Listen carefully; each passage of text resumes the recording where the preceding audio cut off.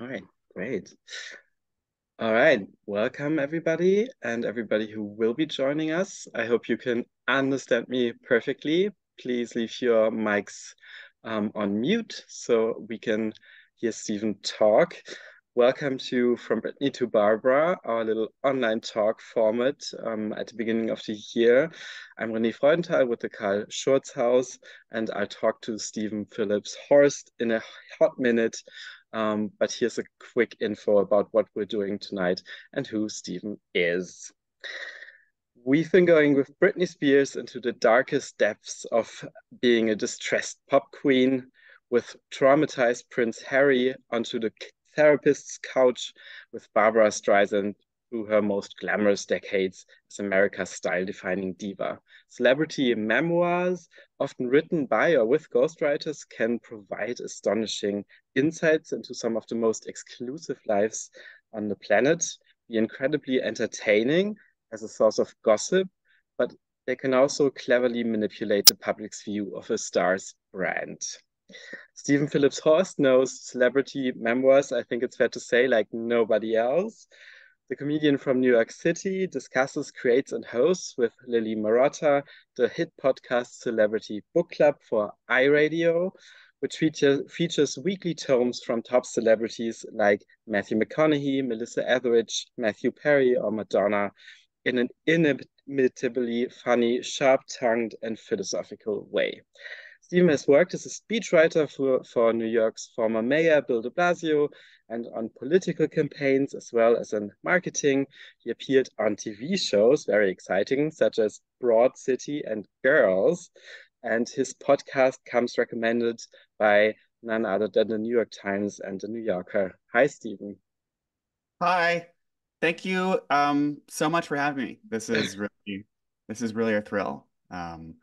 It's very official and I love Germany. Been to Berlin before, never been to southern Germany. But hopefully I will one day. But thank you so much for having me. It's very exciting. So to start us off, I think we think of celebrity memoirs in a very strict sense as a relatively recent genre, a phenomenon that has increased in cultural importance over the last few years, also in reaction to the internet culture, 24/7 celebrity commentary and chatter about them. But if you take a closer look, the genre actually goes back much further. The first official celebrity memoir by some standards is My Double Life by the iconic French actress Sarah Bernhardt, published in 1899. The American superstar aviator and later wannabe authoritarian Charles Lindbergh actually won a Pulitzer Prize for his celebrity memoir in the Roaring Twenties. And many reviewers of your podcast, Celebrity Book Club, have commented on how quirky and eccentric your choice of memoirs for the program is. You talk about current celebrities like Britney and Paris Hilton, Prince Harry, Elliot Page, but you also have famously coined US President Ulysses S. Grant a major horse girl. You talked about Henry David Thoreau as the inventor of van life, and you analyzed the Bible itself as God's celebrity memoir. So, does your work feel connected to this much longer tradition of prominent people talking about themselves on the page? Yes, I hope it does. I hope it's not just totally random. But I no, I think I think it's interesting the distinction between what we might think of as the celebrity memoir, which, as you're kind of ascribing to Sarah Bernhardt, started maybe around the turn of the century, and then this longer tradition of people talking about themselves.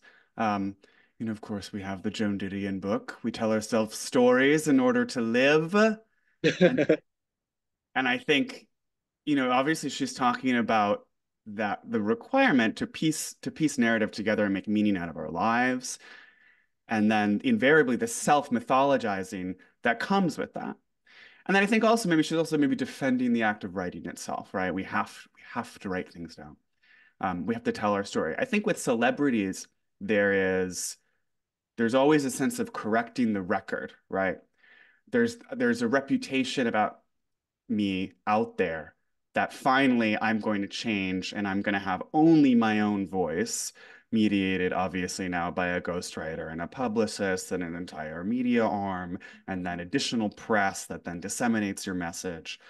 But it's this way of, fighting back against rumor and innuendo. And most people telling their story wouldn't necessarily have that same distinction because, most people don't have like a huge reputation about them, at least until maybe now in the modern era where everybody feels that they have some sort of reputation, that is out there in the ether because of social media, and everybody, is Googleable and everybody's been talked about. And everybody has a real them that's being hidden by layers of misconception. But I guess I would say that even though I think like maybe in terms of the modern kind of like publishing era of Celebrity Memoir started earlier, or started more recently, I think that like looking back even at non-memoirs, Mm. we can say that those are very much in the same vein of self-mythologizing and of revealing a lot about someone. I mean, okay, you can go back to Pliny the Younger, Oh, right? wow. One of the most famous diarists, letter writers, from ancient Greece and or ancient Rome, I suppose, but from antiquity, right? And he's writing about his uncle dying in Pompeii, and he chronicled like so much of history, and so we look to him for all this information about how Rome worked, and you think like, okay, well, that's a historian, right? The son of Memoirs, but no, but he was revealing so much about himself in all those letters, and he was revealing so much of his tastes and his aesthetics and what he thought was important. And it's one of the reasons why we like to do non-memoirs, and I find them just as juicy as memoirs. Elizabeth Warren's children's book is so telegraphs her, not just her political philosophy, because the book is all about a young girl boss who realizes she can do anything she wants because girls can be just as good as boys. It's, there's a very like distinct liberal Mhm. political perspective there, but there's also like her aesthetic perspective. Like you can tell just for the illustrations that she's choosing and all the references that she's choosing. Um, her values and her world as she's experienced it is completely apparent there on the page. So I think that since time immemorial, people have been mythologizing themselves and have been writing little memoirs, even if it is not in the vein of the I have to correct the record about me Mm. celebrity memoir. And I think also, it's like, write what you know. Yes, like there are people out there who have incredible imaginations, but it's always coming from your experience. Like Mm. people are always expressing some inner feelings and turmoil that they have when they're writing, whether it's fiction or it's journalism, whatever it is. You are in there. You are unmistakably in your art. You can't separate the art from the artist. Provocative statement. Um, Last year, 2023, has been pronounced by NPR. You also do excellent NPR parodies. I know that. Can only recommend them as the year of Celebrity Memoir. We got new tomes from VIPs like Prince Harry, Pamela Anderson, Paris Hilton, Kerry Washington, Barbra Streisand, Elliot Page, Britney Spears, Jada Pinkett Smith, Tom Felton, and Julia Fox. Some of them you have talked about on the podcast already. And obviously, as you've just said, these books are useful to celebrities. They wrestle away the power of the narrative from these voyeuristic journalists and Twitter trolls, at least up to a point, I guess. But they also kind of diminish the mystique, I guess, that celebrity used to produce for people, at least when it's about bigger stars. So people just have to listen to the double episodes you did on Prince Harry and on Britney Spears to get some of the cringe factor that's also in the books, imagining who these people really are. But do you think this kind of celebrity mystique can even be sustained in the age of Instagram? And that's why these books can be as faux frank as they are. Like Prince Harry is so cringe. No, he certainly is. The mystique is gone. The Mm, mystique has left the building. You cannot have mystique as a celebrity anymore. And Prince Harry and Britney Spears are really, really rare examples of sort of legacy celebrities who have this insane magnitude of stardom that is left over from a time when stars were less accessible. mm, Um, Britney was created in the tabloid fervor of the early 2000s, which was really kind of the peak of celebrity era, where we had all these ways, with new ways to access celebrities with paparazzi and magazine culture, and yet celebrities still couldn't necessarily produce their own, constant source of media and content for us to look at because it was pre-social media. With social media, it's all over now. It's just like we see everything about these celebrities. We see how they want to be seen. We see their desperation so nakedly. And so all of that mystery is gone unless you're one of these legacy stars. And so I think for all of the celebrities you mentioned, like Paige and Jada Pinkett Smith and all those other people, the memoir is really just kind of one channel in a multi-pronged, Mm. horizontally integrated business strategy from these celebrities. And so there's this boom because they need the money. And from a publishing perspective, if you have 50,000 followers on Instagram, you have a built-in audience for your book in a way that you didn't before. So a minor star can actually have a somewhat successful book because they have such an engaged audience. So even though Mm. fame is more disseminated, it's more flattened, it's more democratized, it's more spread out, the people who are fans of those celebrities are way more engaged because they're like interacting with all your content. And if you want to maintain your celebrity now, you have to, unless you're, one of a very small group of people, you have to be playing this game on every level. That's why Kate Hudson and Jennifer Lopez, you've got to have the lifestyle line, you've got to have the TV show, you have to have an interesting family and be promoting your sons and sharing all of your intimate moments on the internet. And then the book is just another little prong in that whole strategy.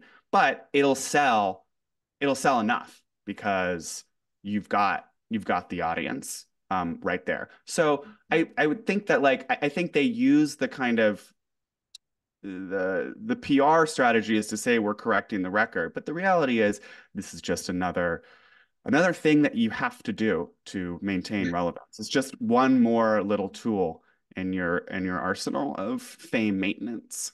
Mm. And that's why they kind of all hew to the same formula. It's always the same kind of story in all these memoirs. It's like I rose to fame and I met some bad people, but I stood up for myself and what I believed in, and maybe I struggled with drugs, but maybe not really even a little bit. And ultimately now I'm famous and I donate to foundations and I'm a good person. Yes.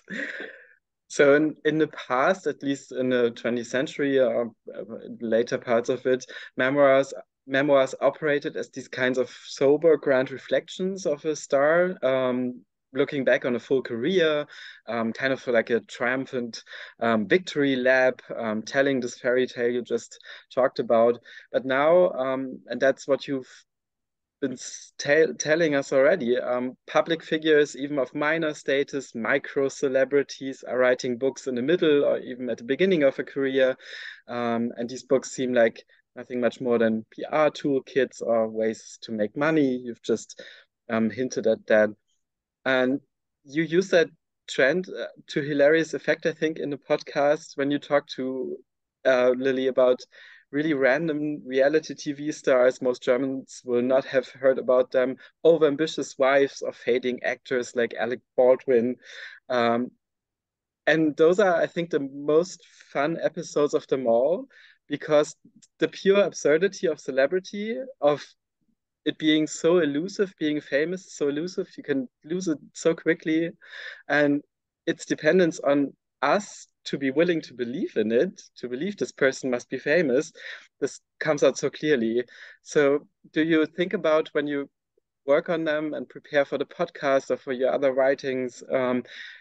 Think about these kinds of books, these rather ridiculous, like money plots, PR plots, differently than these, like the last big tomes, like the Barbra Streisand book that just came out, like the 1,000-page looking back on my historical life books. Is there a difference to you, or is it on the same level?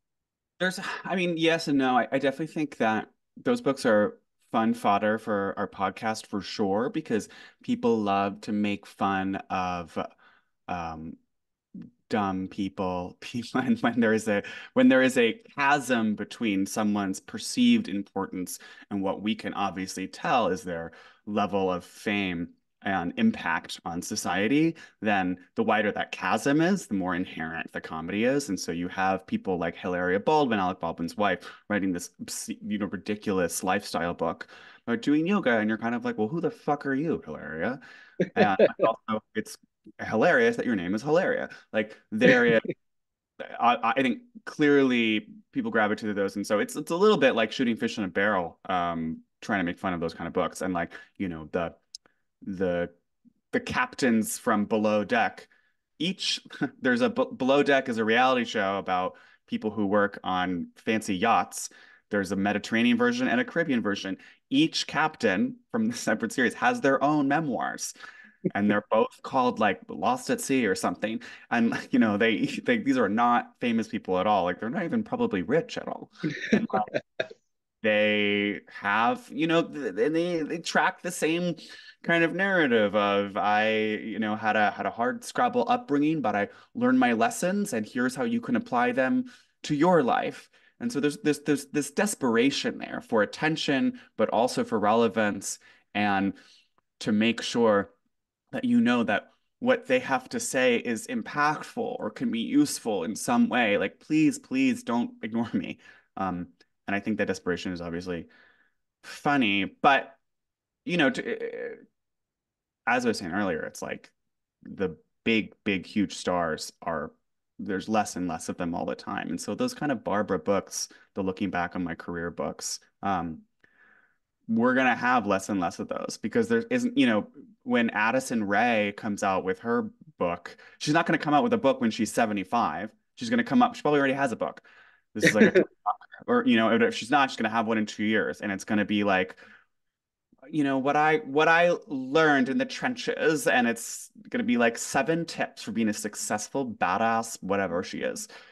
And it's going to be pretty thin. And she's going to be searching for content in that book. And that's the kind of thing we're going to see more of. So yeah, they're different, but at the same time, I think those legacy books are also like what we're talking, looking back at my incredible career books, there's so much, there's even more, I think, uh, revisionist history going on because there's so much to look at. And so there's a lot they're glossing over, and there's so much that they're trying to make themselves the perfect hero of their story, which I think is also ripe fodder for comedy. But yeah, I think it's a little harder because we also look up to these people more and we're more impressed by them. Mm. And so as a comedian, it's maybe harder to find the little nuggets in there that are amusing or the sort of inferences we can make about their personality that are funny. But then that's a challenge, and I love a challenge, and life is about challenges. So Yes, especially in America. exactly.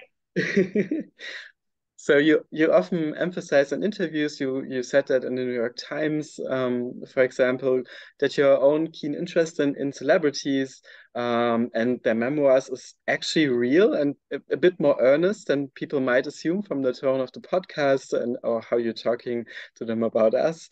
You and your co-host and also lifetime best friend, you have been like eager autograph hunters as kids already.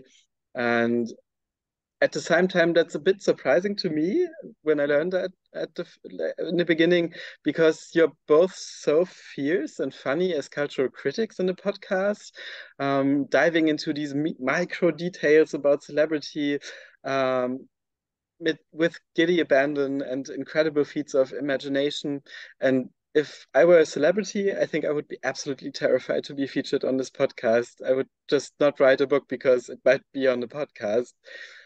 So these two conflicting impulses, this like fascination for celebrity, I mean, something that comes from one's youth, where one is still earnest, I guess, and this talent for sharp tongue criticism, for looking at fakery as well and calling it what it is. How does that play together in your mind? How does that work? Well, it's always a tension, and it's always there, and there's always episodes where I'm worried that we said something too mean, and there's definitely times when I have to tell the editor, wait, can we take that part out? I think we maybe were a little harsh there, and not even necessarily because I think that the person listening might hear about it, but because I'm worried about what people think of me. Oh my God, is he such a bitch? Um, but when celebrities have heard our oh, by the way, and if you're a celebrity who's writing a book, trust me, you don't know my podcast, you haven't heard of it, so you're probably not worried about it. But the few times that subjects of our episodes have heard us, it's when they're really not that famous. Mm.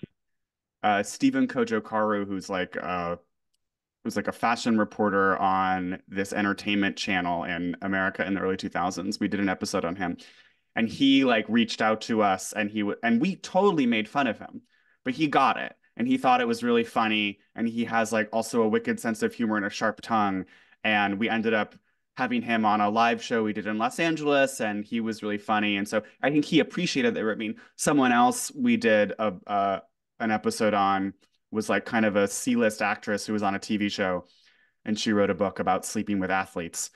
And we loved her energy, but we made a lot of fun of her too. And she like sent us a message saying that she had this out of body experience listening to it, but it was so fun, like hearing her life kind of torn apart like that. So I think that if you have a good sense of humor, then you won't mind it. But I also think like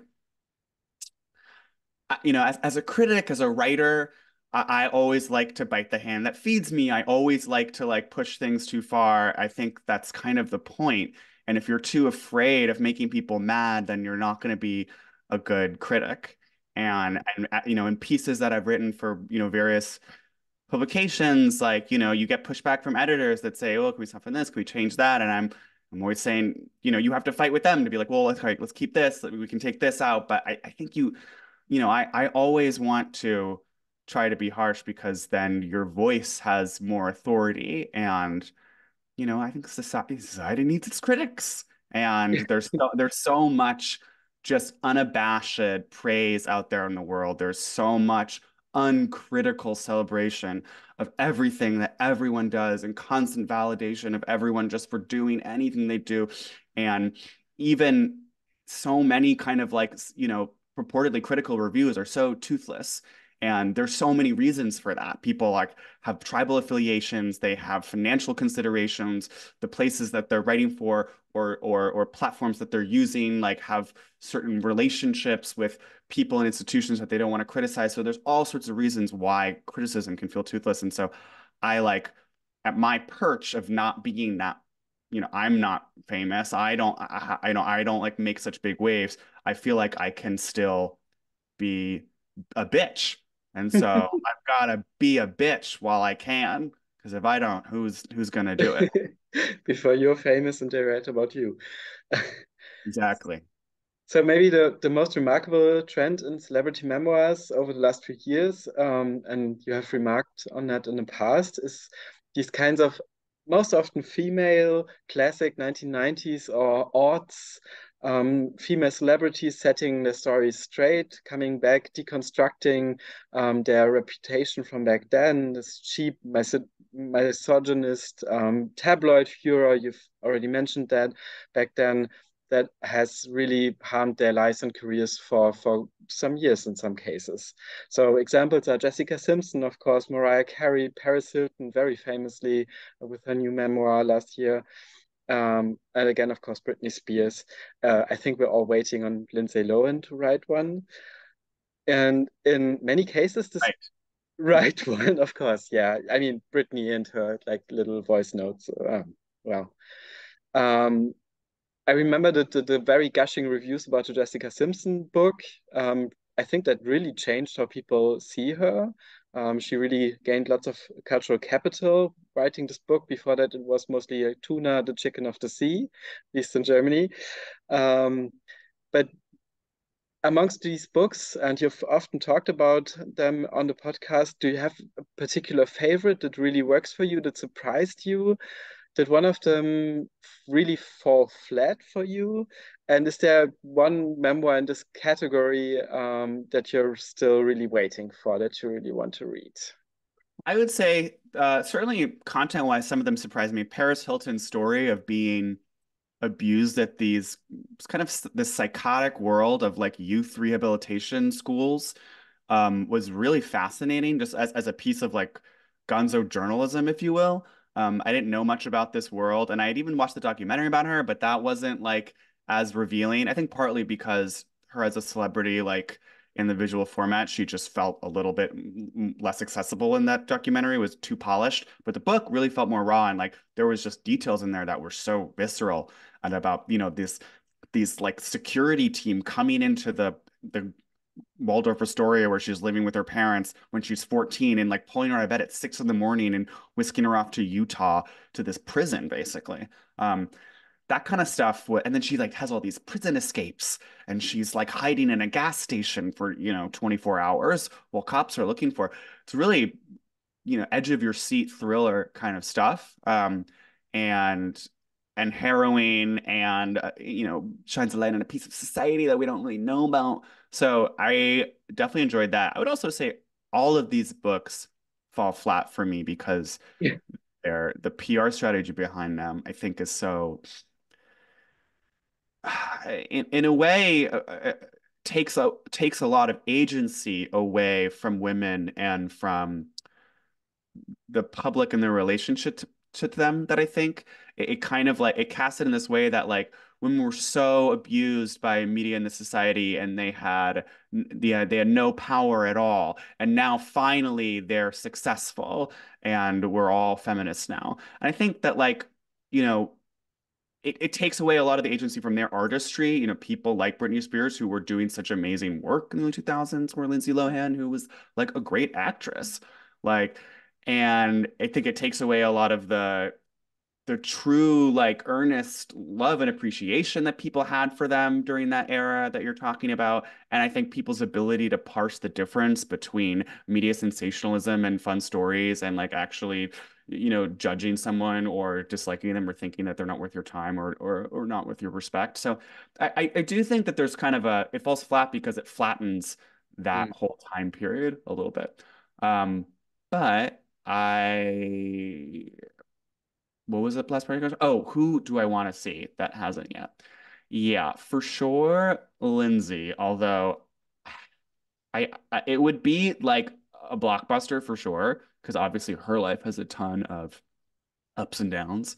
Um, it also might feel because I know that she would hew to the same narrative, right, that everyone else does. So there would be this thing where she's like, but now I'm doing really well. And it's kind of like, well, how is she doing now? Because it's really unclear. And she's had all these ups and downs. She had the reality show, and then she was like really close with the president of Turkey for a minute. And it was a little like, what's going on with her? It's not clear. And I doubt we would actually really get a picture of that. Something that's disappointing about Britney Spears too, because as good as that book is as a piece of like, zeitgeist, it's also like we can look at Britney and see that like things are not right with her. That she's had a little too much lithium over the past decade, and I don't know if she knows what's going on. And her Instagram is insane, and you're not really getting the kind of the actual the truth or whatever from the end of the book. You're getting this polished version. So yeah, I don't have such high hopes for whatever the next book out of that subgenre would be. Mm.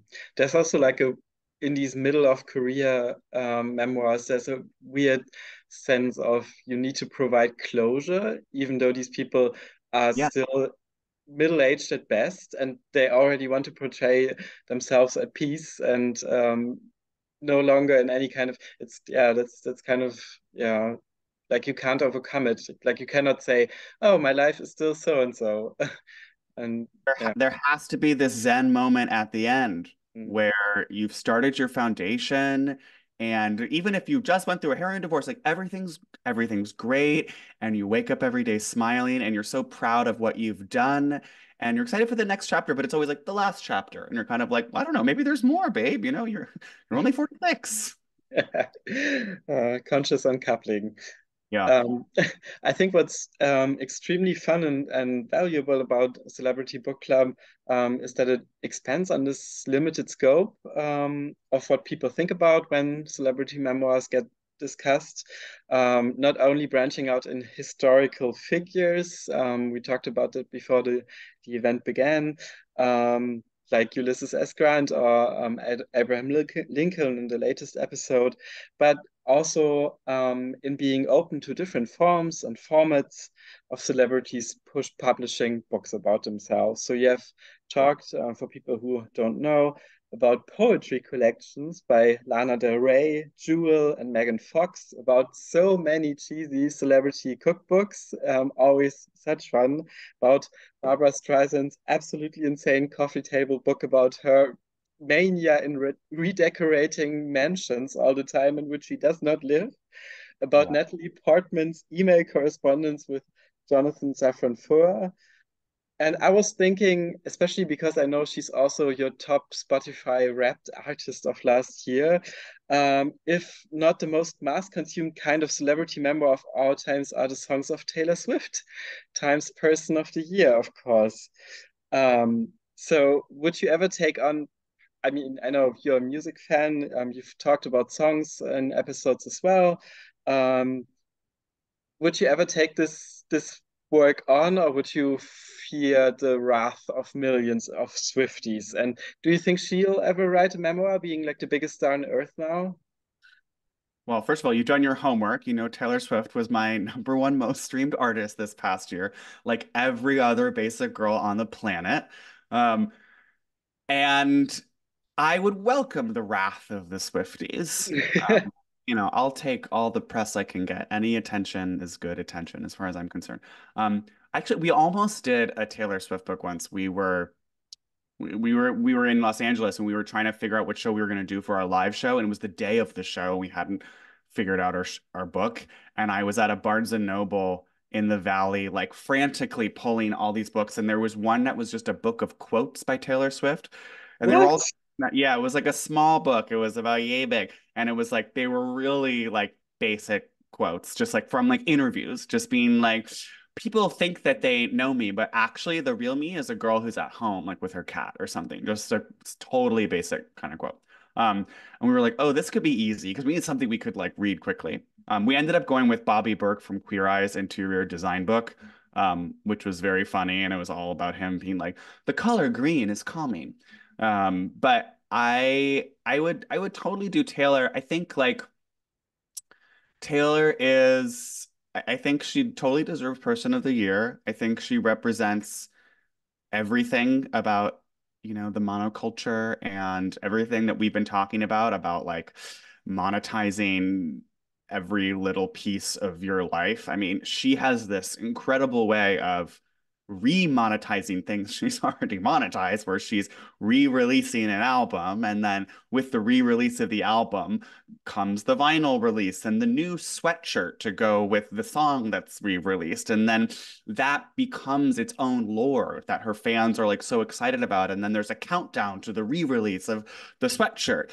I mean, one thing I thought was like when I saw her movie in theaters, that's the movie of the concert, like so much of the excitement is about the reveal of the song she's about to play. It's like they almost don't even care about her when she's playing the song.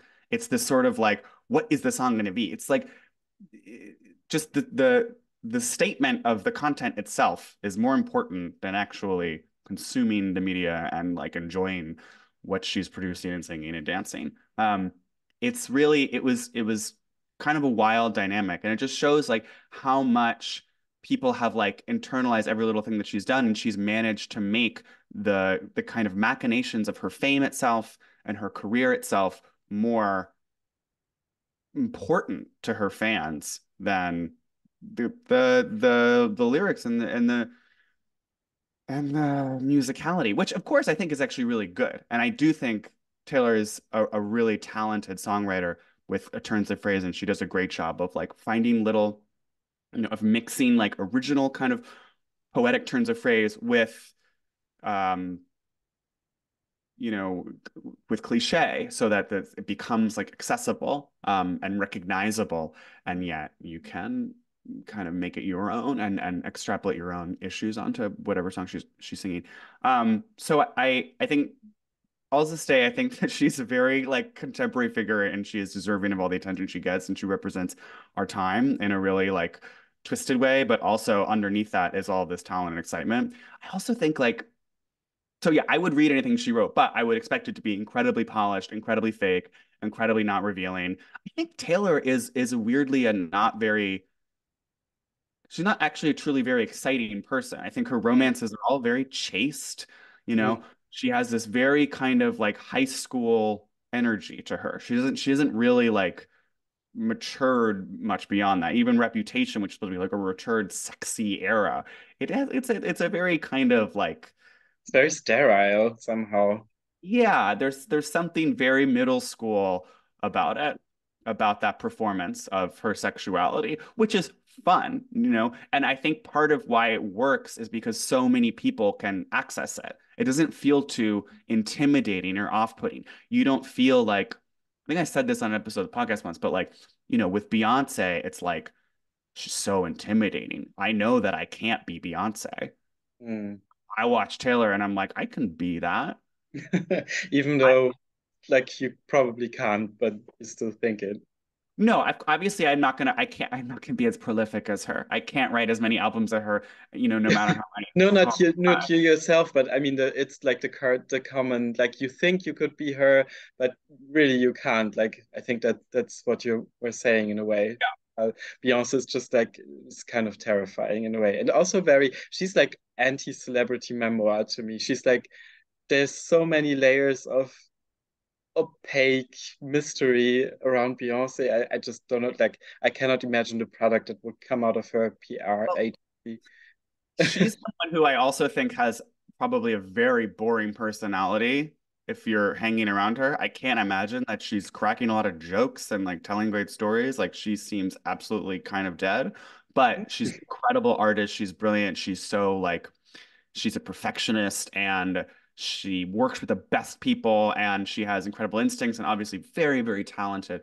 And so her work that she creates is amazing. But then, of course, she has 18 walls up and you'll never get to know the real her. And I think probably it's because maybe there's not that much in there we really need to see. So what I've noticed a little bit about the show, and maybe that brings us to a different aspect of the celebrity memoir, you have gone a bit lighter on a particular kind of celebrity memoir, and that's the political one.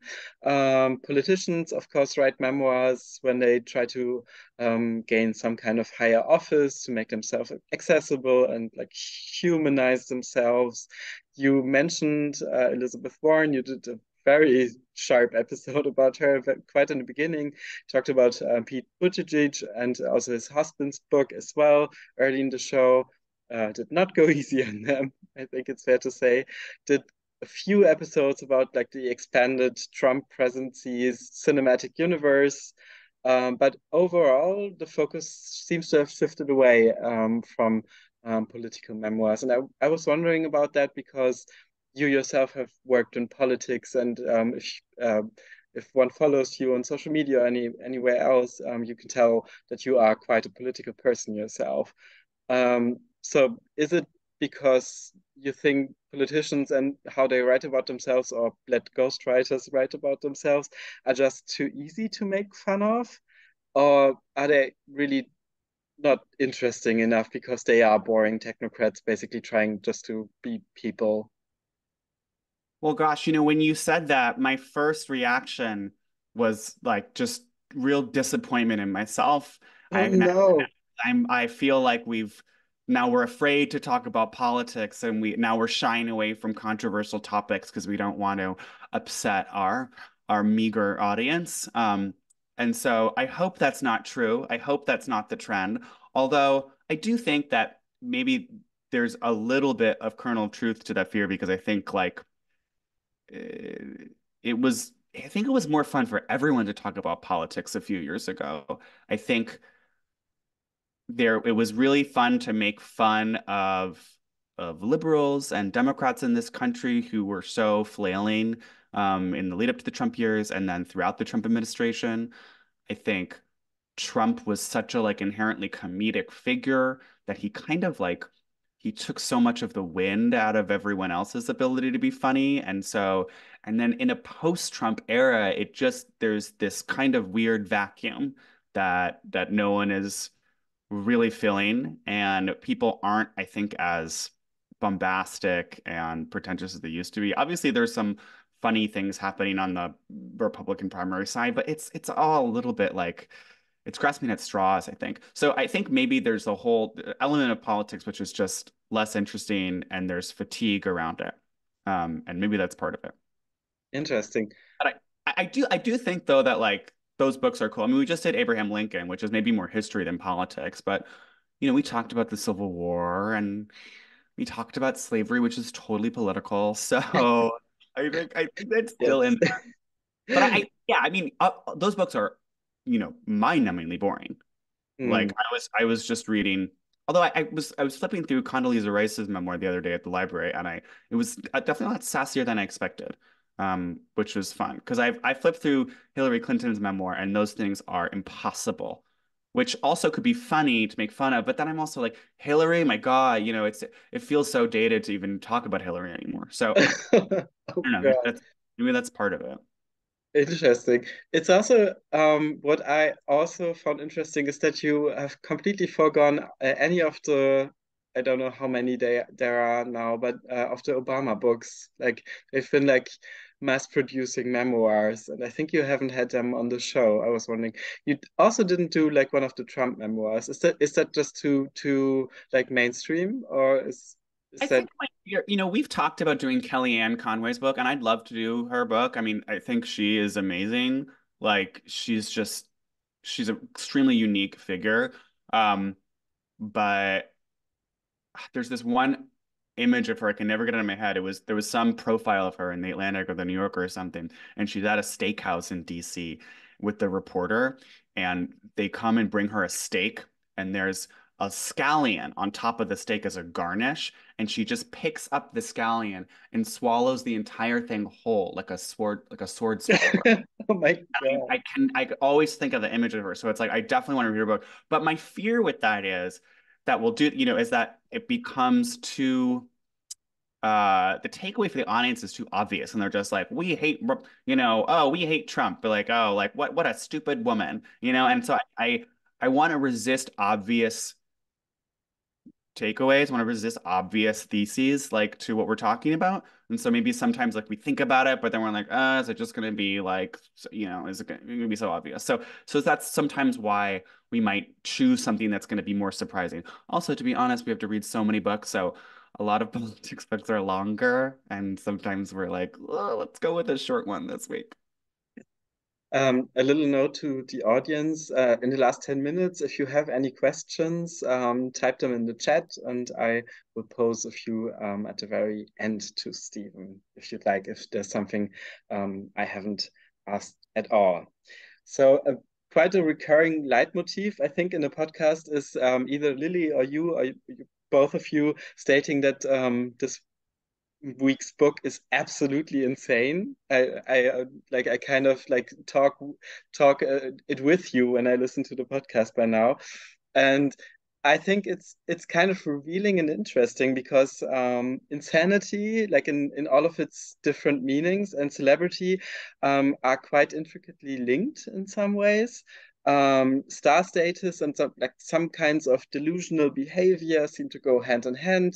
Some things are there before people get famous, some things get developed, I guess, but now they're also being like celebrated and marketed. And I was wondering, especially because we've been talking so much about celebrities being interesting or not interesting, fun or not fun to talk about, does our culture, like this 24/7 chatterbox business, still hold space for pretty normcore, rather boring celebrities? I was thinking about that because you did a hilarious episode on Sheryl Crow's extremely inane cookbook. Um, you aptly nicknamed her mild guac as guacamole. I think that's very fitting.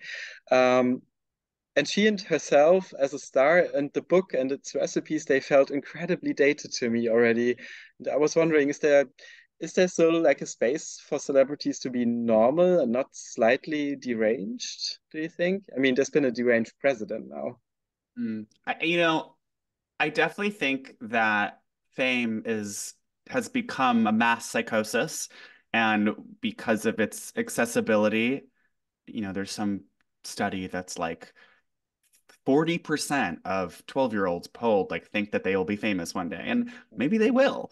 Because they're all gonna, or they'll all at least think they're famous because of the reach that they perceive themselves to have. So that definitely makes you crazy because you have this inflated sense of self-importance and you think that your words and actions matter to so many people outside of your own sphere. And you become, demanding, out of touch, and all the kind of the classic like things that fame brings. So that is definitely happening. Can a celebrity be normal? Yeah, but you have to really. I don't know. I'm coming up with people in my head and then going like, no, she's actually kind of insane. Um, I think of like Jesse James Decker, who is a country star who also came out with a cookbook recently that's called like Just Eat or something. And those recipes are really basic and it's just kind of like bread with butter. Just like my mama used to make or something. But like, and she's not that famous. She's had like one hit as a country star, but I don't know, she's on Instagram 24/7 and she's had a whole controversy about her kids having abs. So okay. yeah, and she like defended her kids for having abs, and her kids' abs are, to use the word, insane. Like they all have nine packs. So, I don't know. It's like we're perceiving people too much now, and I don't think that anyone is really gonna seem normal anymore once you look that closely. Kelly Clarkson always seems quite normal to me. That's maybe Oh the wait, one. okay, take it back. Kelly Clarkson's the last normal celebrity. Oh, really? Okay. I thought you would like violently disagree with me and say like, She's so funny. I think maybe because the way she got famous was in this weird mix of new school and old school. So it was this democratized fame where everyone decided to make her famous, but they did it by calling in on the phone, and she mm, won American Idol in this like weird contest. Like that doesn't even happen anymore on American Idol, and it never happened like before that until I mean there was Star Search, there was some other stuff like that, but like it was a very unique way of attaining fame. And so mm, while she was like an overnight success. But she's still kind of this old school celebrity, but she's also the first of a new school celebrity. And so maybe that's given her this perspective and a level of being in touch with reality that other people can't hold on to. mm, And she may just be a product of a very unique moment in history. mm. There's also an interesting case when you think about Drew Barrymore, because she seems to me she's probably completely insane, but she markets herself as being like the most normal mom on television now, despite being like this huge Hollywood superstar from this family of Hollywood science. So that's also like shows how twisted and turned this the kind of fame projection now gets. She's an actress, though. She's playing a role, and she's currently playing the role of like mama talk show host come into my living room, and she's having fun with it, and she's definitely lost herself in the role, and there's a Uh, beauty and a truth in that as well. But yeah, I definitely think like, she's a little cuckoo. In a lovely way, and I love Drew. But then we I would definitely wouldn't say that she's like down to earth anymore. Like she's definitely like a total. She's living in celebrity land for sure. Yeah, yeah. I mean, on the other extreme, it's Gwyneth Paltrow, probably. Like someone I dearly love, and no one I know can understand my deep appreciation of the insanity of Gwyneth Paltrow. And yeah. Yeah, I mean she's managed to like have this renaissance of like of appreciation of people who like are like she's so self-aware of her out of touchness and her richness, and so you've got to respect how self-aware and bitchy she is, and that she saunters into the courtroom in her expensive outfits, which is a great PR strategy for her. But obviously, I think she kind of invented being the out of touch celebrity. Mm. Maybe a quite a difficult question at the end. Maybe also a meta being self-aware question, but have you thought about the podcast and your other writings and speaking elsewhere? You're of course also on social media a lot. Um, as kind of an ongoing celebrity memoir yourself, I mean, I think you would probably say you are not a celebrity yet. I mean, celebrity is more horizontal now, as you've pointed out, but your own works tend to be quite frank and partly autobiographical, at times at least.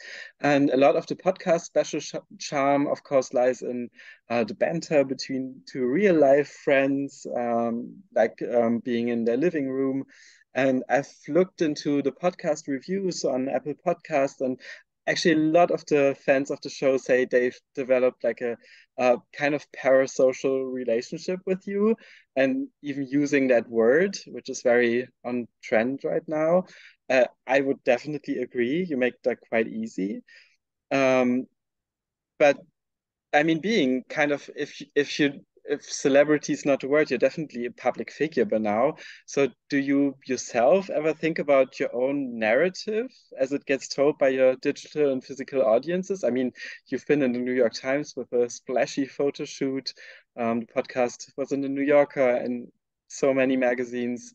Um, is that something you think about, or would that be too self-aware and that ruins the comedy? What do you think?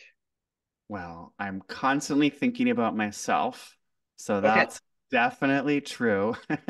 And I think every comedian in New York or LA or wherever is also doing the same thing. So we are all sort of desperate attention whores, and I'm sure there's plenty of Freudian reasons for that. But I think, yeah, I've definitely thought about the show as memoir. I think that's a beautiful way of thinking of it, and I that brings a tear to my eye and warms the cockles of my heart because we do tell stories about our lives, and I think I definitely think of like each episode, each time that I write an essay somewhere, each column I put out, each anything that I'm producing, any like piece of artwork that I'm putting on the world, I definitely think of it's like how does it reflect on me and what does it say about me for sure. Um, Maybe I think less about the grand narrative of it all, um, and trying to create some arc, but I'm sure there is one. And one day when I finally write my actual memoir, when I'm, let's see, 80s, let's hope. Um, Maybe I'll say, yeah, and then I started to get into these kind of books, and then I stopped doing the political books because things got too hairy, and I started doing all of these, fun female celebrities from the Y2K era, because they really said something about their culture at the time, and that was what was interesting me. But yeah, I think it's impossible not to. I mean, I feel like I always talk with my therapist every week, like about the book that I just read, and I'll be like, I was just reading Val Kilmer's book, and he said this thing, and it made me think about my life in this way. I impart a lot of the lessons from the book, either intentional from the author or not, and they make me think about something in my own life that I'm struggling with. So yeah, I definitely think that I am constantly mythologizing and telling my own story, either just to myself or to my therapist or inadvertently to an audience or intentionally to an audience. So, yes, my life is a memoir, a living memoir. Maybe just at the very end, if there's for people who would like to get into the celebrity memoir genre, of course, the best thing is to listen to the podcast. But are there three books? I'm stealing this from the Ezra Klein show, that you would recommend to people, the best of celebrity memoirs? You've mentioned Paris Hilton, but is there something that people should really read? I wouldn't start with Paris Hilton if you really want to read something interesting. I mean, the writing is not interesting. To me, the best ones are the ones with the best writing, and which is rare, but sometimes people actually do write books for themselves. A book I really loved recently was Alec Guinness's book, the actor who plays Obi-Wan and Star Wars. He has several books, but he has this one book that's called what is it? It's called like For My Final Appearance. And it's just a collection of essays, and it's really accessible, and you can jump right in, and they're all kind of about they're anecdotes from his life, but they're also him reflecting on the current political situation in Britain, like in the kind of end of the Blair era. And it's really cool that how he is connecting his life to his perspective on the world. Um, and it's friendly and warm and intimate, and has a little bit of juice in it, and it's just really fun writing. Along that same vein, I would put in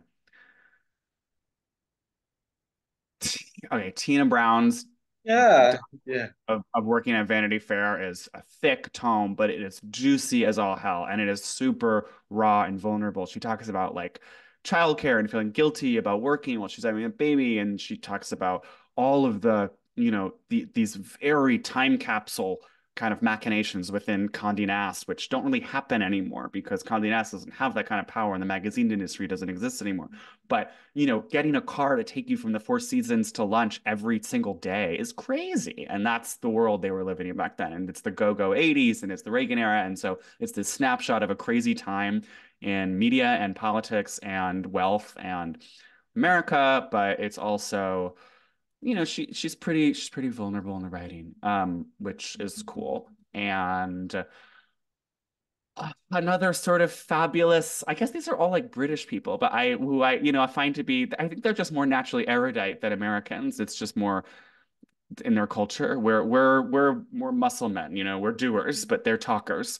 So they do good books. But I like Peggy Guggenheim. She's not British, but she's kind of British coded. She has just a hilarious, fabulous book about the art world and traveling, and I just Dogs. yeah, yeah, and all of her little dogs, and she's just she's just one of those fabulous older. I mean, how can you not love like a fabulous rich lady covered in jewels, like from the 1930s? In Venice, on a boat, of Yes. course. And with that, I would like to thank the people for tuning in.